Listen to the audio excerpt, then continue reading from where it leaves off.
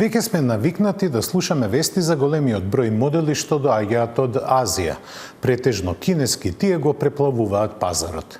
Но денеска имаме вистинско цунами кое потекнува од Јапонија. Дури 3 модели се најавени кои имаат статус на иконски и тоа од 3 различни марки. Да не останат покуси и европјаните имаат што да кажат, а најважните новости доаѓаат од Германија.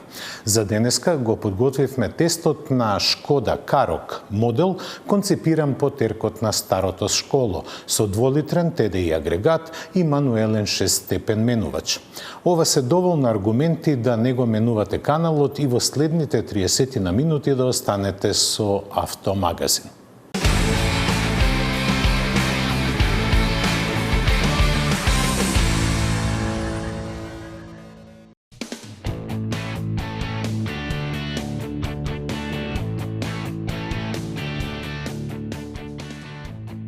Монтажната лента ја напушти 100.000-тиот Тајкан.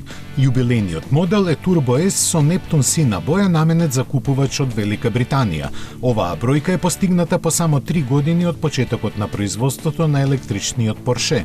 Оваа пригода ја искористи од Цуфенхаузен да напомена дека французинот Жан Хубер Револон со неговиот Тајкан 4S купен во август 2020-та има поминато повеќе од 188.000 километри, успевајќи да помине дневни етапи подолги од 1200 километри. На производителот му се познати барем уште 2 изведби на Тајкан со поминати над 100.000 километри и забележани се дневни етапи до 1500 километри.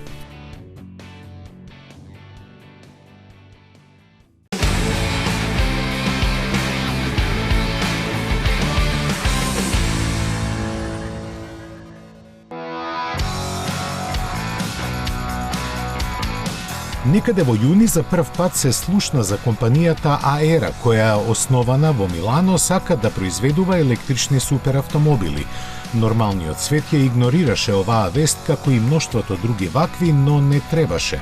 Амбициите да се освои светот ги покажа првиот нивни кросовер со многу неконвенционални решенија. Пред се, отворањето на вратите, кое со ваков нивни распоред е уникатно. Предностите на електричната архитектура, користејќи композитни материјали и напредна аеродинамика, треба да бидат силен плюс на одличниот италијански стил и наводно луксузната завршна обработка. Дали навистина ќе биде така, ќе се дознае дури во 2025 година, до кога заинтересираните купувачи ќе мора да чекаат.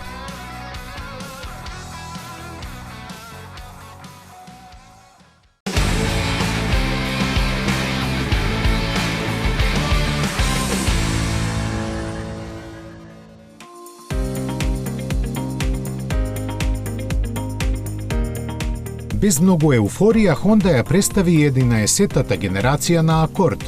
На прв поглед, без многу измени, што може да се толкува како почитување на правилото дека коњот што победува не се менува. Суштински е задржан изгледот на претходникот, сега со малку поостри, па дури и по конзервативни линии. Таа оддава впечаток дека со оваа лимузина Honda цели кон постари купувачи, бидејќи помладите се преориентираат кон кросоверите и електричните модели. Не се променија ниту димензиите, ниту пак подвозјето, иако од Honda споменуваат подобра управливост и префинето возење. Палетата на погонски единици е скратена и купувачите може да бираат помеѓу 1,5 литарски бензинец со 192 конски сили и 2-литарски агрегат хибридно засилен на 204 коњи.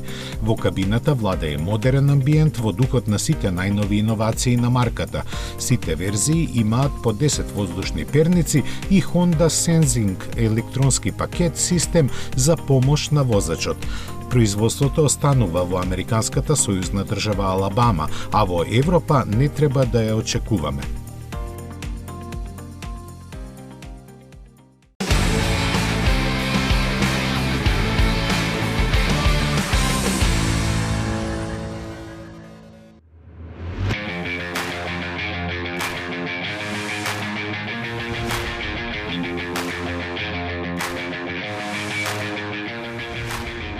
Ретки се модели во светот на автомобилите што се одржуваат во редовната понуда и можат да се пофалат со богата спортска кариера.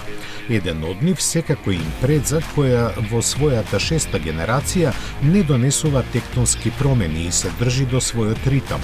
Subaru потенцира дека новиот дизајн, кој и не делува така ново, крие подобрени перформанси, зголемена безбедност и ажурирана мултимедијална технологија. Испод хаубата не е сменето ништо. Таму е сместен 4-цилиндерскиот боксер мотор од 2 литри и 152 коњи и неговата поголема позафатнена изведба. Таа има 2,5 литри и 30 коњи повеќе. Нивната сила се пренесува преку ЦВТ менувач и се дистрибуира на сите тркала преку ревизираниот симетричен систем. Во кабината акцентирана е дигитализацијата и доминира централно поставениот 11,6 инчен екран. Тој е лицето на Subaru Starlink мултимедијалниот систем, кој прв пат се сретнува во Импреза. Ке има неколку нивоа на опременост, а во игра е вратената ознака RS, која ќе ја носат врвно опремените екземплари. Во Соединетите Американски држави Импреза ќе почне да се продава пред божитните празници, а од престојната пролет и на останатите пазари.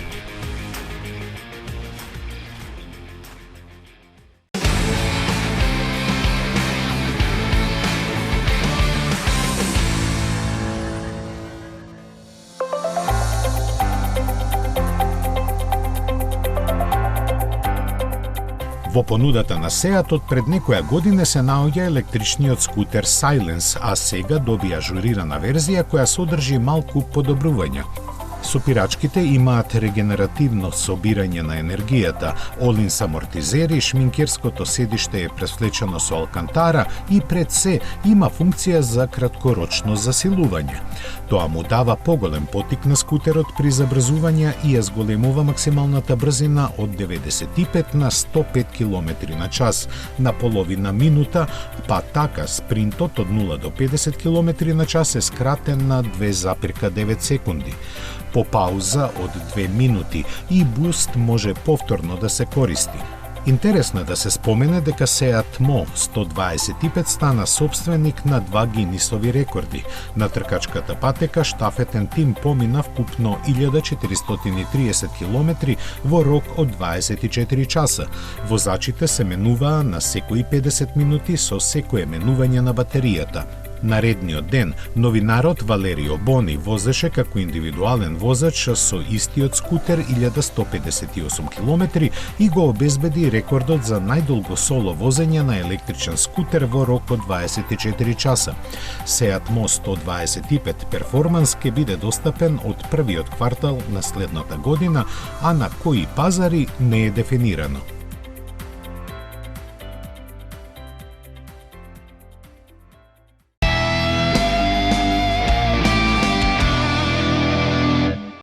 Fais tourner la tête. Je ferai le tour du monde. Ça ne tournerait pas plus que ça. La terre n'est pas assez ronde. Mon manège à moi. Уживајте во возењето. Новиот Peugeot 308. Уникатни сензации.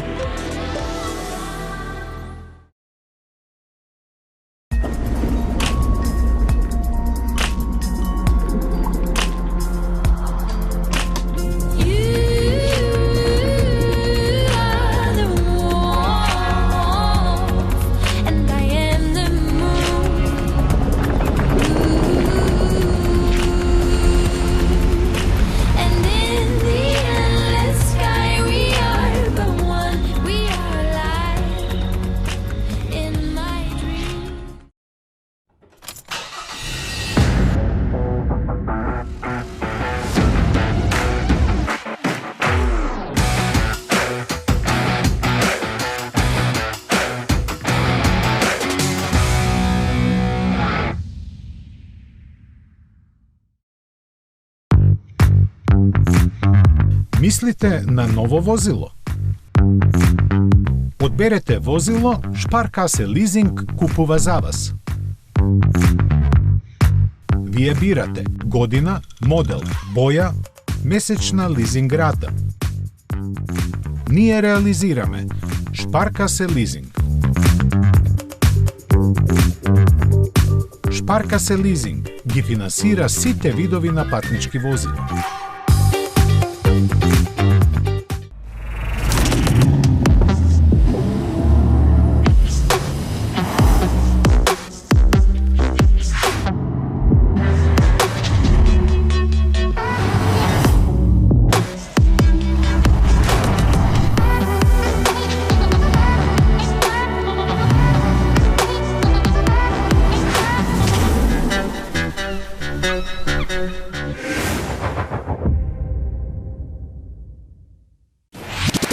Metropolis, broj 1 radio mreža.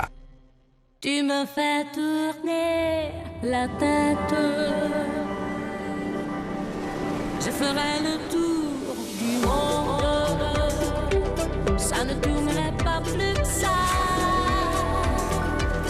La terre n'est pas assez ronde. Mon manège à moi. Уживајте во возењето.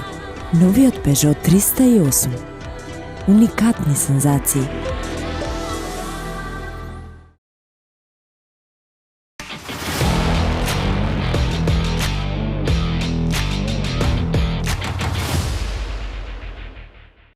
Од октомври 2020 година, кога е предаден првиот ID3, испорачани се половина милион припадници на семејството ID ширум светот.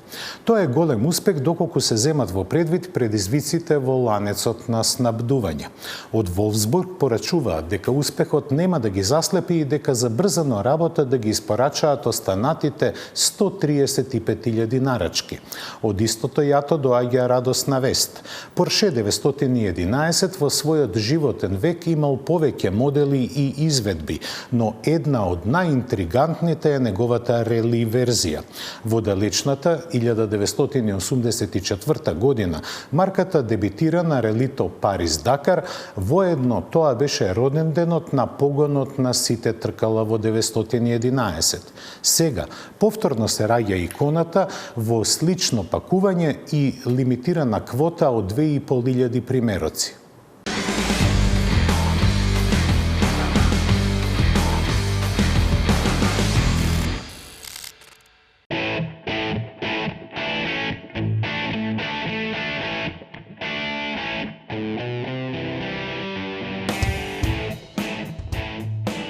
Плановите за Лос Анджелес Мотор Шоу беа обелоденети во Цуфенхаузен, од каде е најавена лимитирана на 2.500 примероци модерна верзија на 911 Дакар. За да ги издржи предизвиците за теренското возење, направени се повеќе модификации во однос на класичното дотерување. Каросеријата е за 5 см издигната од тлото во однос на 911 Карера. Згоре на тоа, системот за подигање на каросеријата возможува осцилирање на растојанието од тлото за дополнителни 30 мм, со што се добива проодност на класично спортско корисно возило. Со избирањето на највисокото ниво, тоа функционира до брзина од 170 км на час, над која растојанието автоматски тоне до нормала.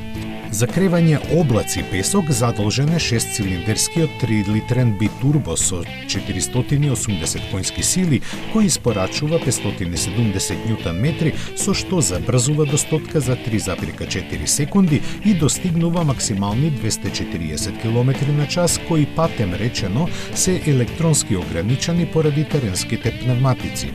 Преносот е на сите тркала и се одвива преку 8-степениот педекаменувач со двојна спојка. Во однос на останатите 911-ки, Porsche 911 Dakar има два дополнителни модуси на возење – Off-Road и Rally. Повеќе од јасно е дека офроуд модот ја користи сета сила на потпирањето, додека рели е наменет за возење по макадамска подлога, кога повеќе сила испорачува на задната оска и дозволува продизгувања во кои се крстат вистинските возачи. Дел од стандардната опрема е Porsche Dynamic Chassis Control и управувањето со задните тркала. Носачот на моторот Porsche 911 Dakar го превзема од 911 GT3, а лаунч контролот дозволува малку повеќе пролизгување на тркалата за оптимално забрзување на макадамска и мека подлога. Поради авантуристичкиот дух, понуден е покривен шатор, како и покривен носач за дополнителен багаж кој може да пренесе 45 кг. Помеѓу дополнителните опции е Rally Design Package, во кого се вклучени двобојна каросерија и стартниот број кого го бира купувачот, но ограничен е помеѓу бројките од 1 до 999. Овој екзотичен Порше ќе дојде на пазарот во мај година и без додатоци ќе чини повеќе од 250.000 евра.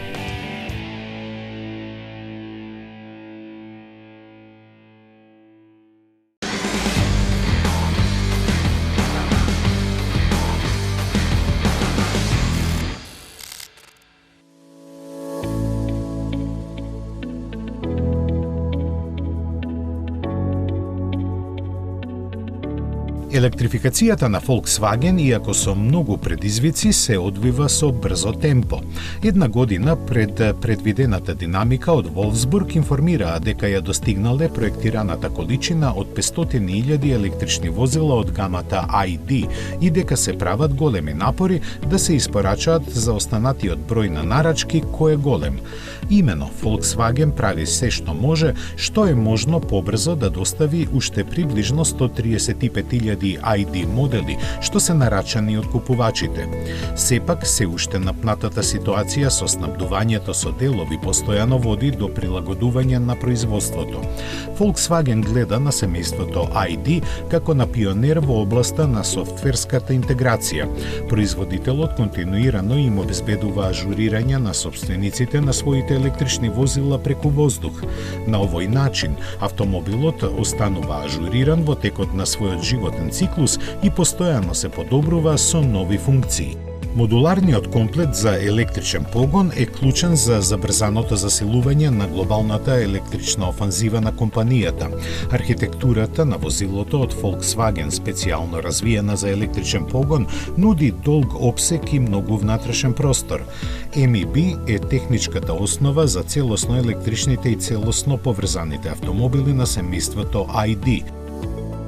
Фокусирајќи се на чисто електричниот погон и употребливоста за возилата од различни класи во целата групација Volkswagen, MEB овозможува економии на обем и на тој начин ги намалува трошоците за е-мобилност.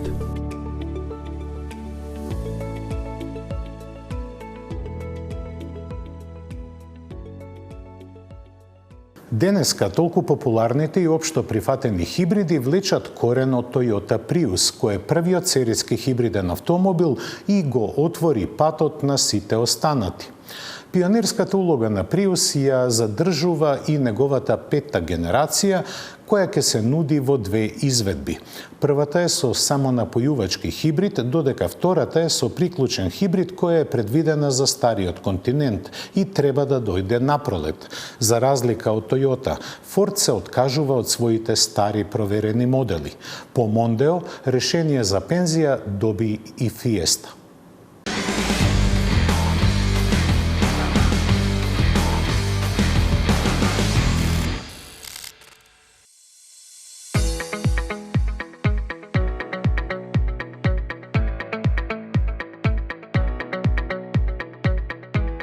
Како што беше најавено, во Toyota City беше представена петата генерација на Prius, иконата на компанијата. Улогата на мразокршач и трасер на патот за сите останати хибриди што сега на големо се произведуваат од скоро сите автомобилски производители, Prius ја одигра маестрално. Дека се уште цврсто го држи статусот и водечката улога помеѓу останатите покажува петата генерација која помина низ темелен редизајн кој е искористен да се направи како што потенцираат од таборот на Toyota, темелно рафиниран стилски и возен перформанс испорачан во колоритно и возбудливо пакување.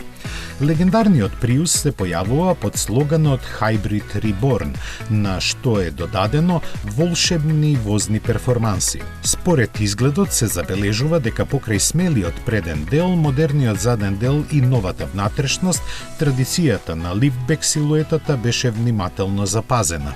Составен да има хибриден погон од петата генерација и да ја размрда модуларната платформа TNGA од втората генерација, целосно новиот Prius ке се нуди со 1,8 и 2-литарски бензински мотори. Toyota останува верна на самонапојувачкиот хибрид, на кого е додаден приклучен хибрид. Што се однесува до сочните детали за погонот, Toyota ја прелеа чашата само за 2-литарските хибридни и приклучни хибридни верзии со комбинирана моќност од 193 конски сили, што е зголемување за 60% во однос на претходникот. Во меѓувреме, плагин хибридот добива системска моќност од 220 конски сили, подобрување на обсегот за 50%, соларен систем за полнење од втората генерација, плюс способност за спринт до 100 км/ч за 6,7 секунди. Верните поклонници на пионерот се прашуваат кога ќе се појави на улиците, а одговорот не беше прецизен, но беше децизно кажано дека прво ќе се лансира во Јапонија, а во втората фаза ќе следат Северна Америка и Европа. Најверојатно прво ќе настапи само напојувачкиот хибрид во текот на зимските месеци, а напролет 2023 година плаг-ин хибрид верзијата.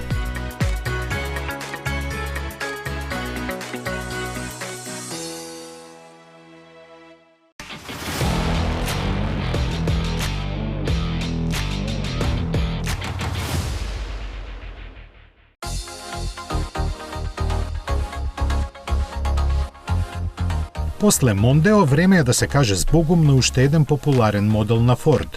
Од јуни идната година прекинува производството на Фиеста. Гласини за ова се ширеа некое време, но навистина беше тешко да се поверува дека малиот автомобил кој го смени карактерот на европскиот Форд во 70-тите ќе се испрати во пензија. Сепак било вистина. Фиеста ќе биде заменета со електрична верзија на Пума која ќе се произведува во Романија. Овој модел е во продажба 8 генерации и досега се пласирани повеќе од 18 милиони примероци. За успехот на Фиеста сведочи и фактот дека во своите 47 години живот се има произведувано во 13 различни држави, но ланските 86.000 продадени возила, кои се за повеќе од 5 пати помалку отколку од 2900 година, кажуваат дека моделот е зрел за простување од автомобилската сцена. Важно е да се гледа, но таа си го исполни своето и време е да ги отстапи капацитетите во фабриката во Келн, каде сега се произведува. Сите карти се фрлени и крајот на Фиеста како жртва на промените воедно ќе го означи и крајот на производството на мотори со внатрешно согорување во оваа фабрика, една од најважните на Форд надвор од Соединетите Американски држави. Овој погон ќе биде трансформиран во електричен центар и во него од следната година ќе се произведува нов кросовер со средна големина. Бидејќи лошите вести секогаш доаѓаат по 3, Форд напролет идната година ќе ги укине и моноволуменските S-Max и Galaxy, но за разлика од Мондео и Фиеста, за нив малкумина ќе жалат. Во овие нови времиња владеат други правила во кои електрификацијата е приоритет, а кросоверите носат повеќе пари.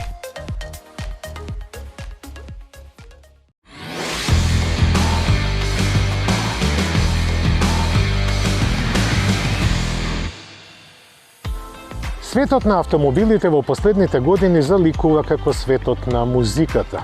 Многу обработки на веќе познати теми.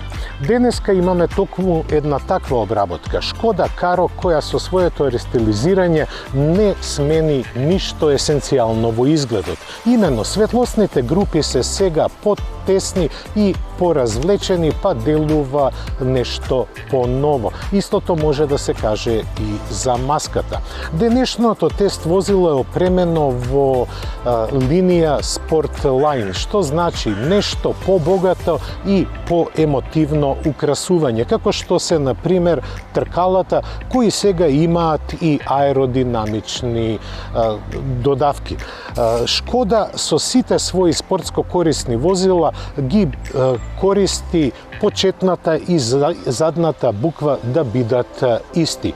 Тоа е Карок, Камик и се разбира Кодиак. Испод хаубата имаме 2-литрен турбодизел мотор од 150 коњски сили впарен со 6-степен мануелен менувач. Ова ми се допаѓа бидејќи е дело на старото школо. Не дека Шкода не обврнува внимание на својата електрификација. Напротив, таа размислува на големо, но размислува и за пазарите кои немаат таква традиција ниту можности за електрификација. Интериерот на Шкода од секогаш бил меѓу подобрите во мејнстрим марките, а овој, сега што го гледаме тука, има и нота на емоции. Тоа се штеповите на седиштата, но и самите седишта кои се направени во стилот на купе возило. Пластичните површини се гумирани и оставаат добар впечаток, исто како и забавниот систем кој сега може да функционира на Android Auto без да биде поврзан со кабел. А инструмент таблата е направена дигитално, но е повторно по теркот на старото школо, што мене лично ми се допаѓа. Воопшто, ергономијата која ја пружа со самото седење ветува многу.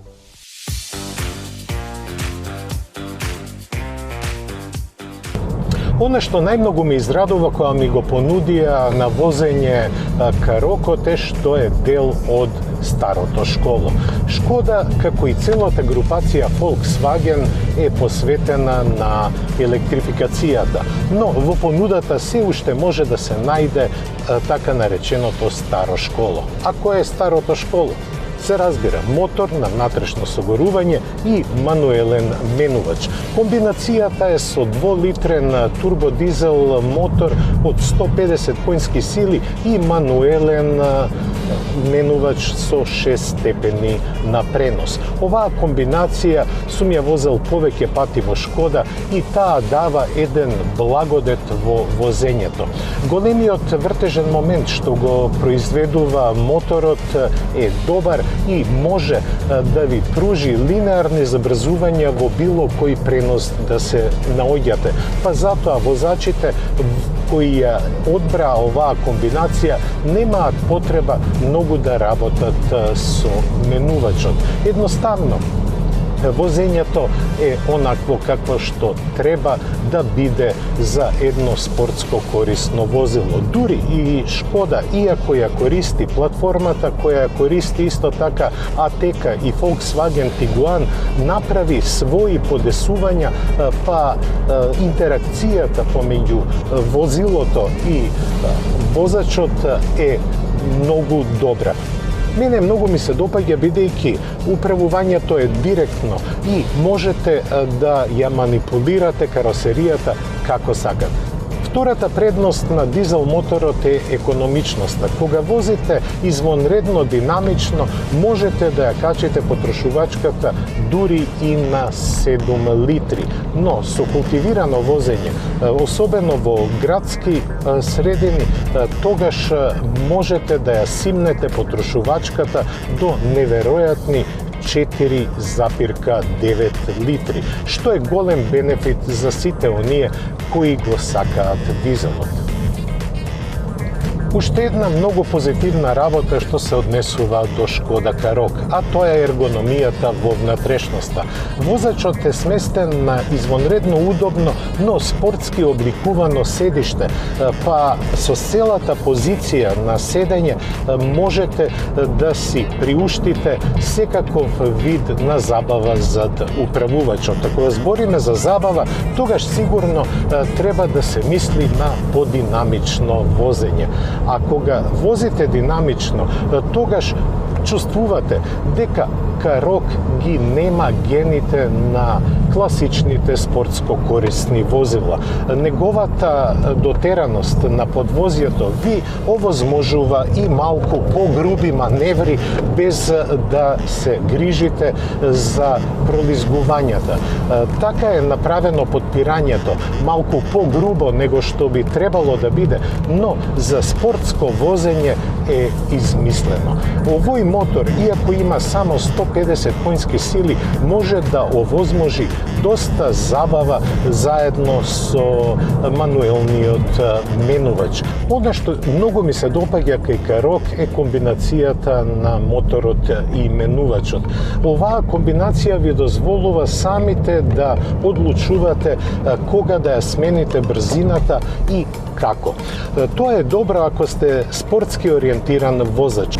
Тогаш лесно можете да го префрлите оптоварувањето од една на друга оска за да добиете подобро прилепување на патот. Јас сум многу задоволен од однесувањето кое Карок го пружа на патот. Целата интеракција со возачот е одлична. Карок со својот 2-литрен турбодизел од 150 конски сили покажува дека, иако со минимален рестайлинг, може да се добие многу од автомобилот. Со цена од 36.000 евра во Sport Edition, која е богата со опременост и со визуелни трикови кои го ја прават поатрактивна каросеријата, ова е доста пристапно возило. Сетете се само дека сите конкуренти во оваа класа чинат многу повеќе над 40.000 евра.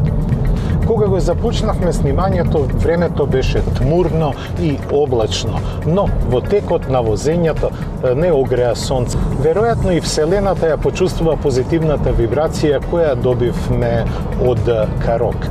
Се надевам дека и на вас ви го пренесовме нашето позитивно расположение. Ве поздравуваме и ја закажуваме следната средба за 7 дена. Останете во добро расположение и здравје. До гледање.